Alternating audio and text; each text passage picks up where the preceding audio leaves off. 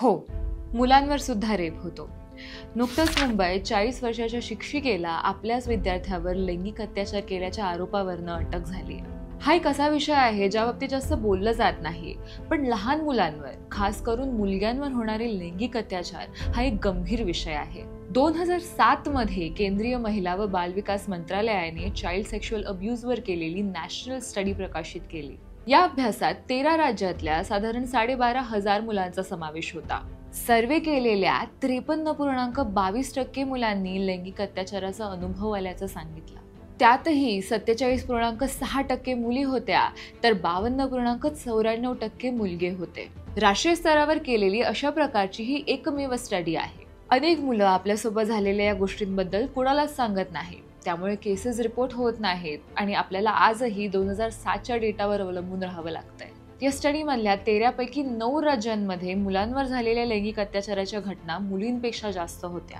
या रिपोर्टनंतर 2012 मध्ये लहान मुलांच्या संरक्षणासाठी protection of children from sexual offences म्हणजेच पॉक्सो हा कायदा आणला.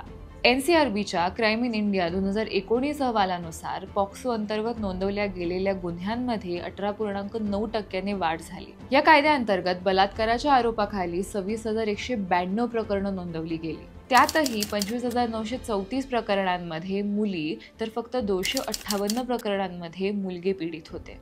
म्हणजे असा कायदा असून सुद्धा मुलं या बाबतीत तक्रार करायला धजावत नाहीयेत.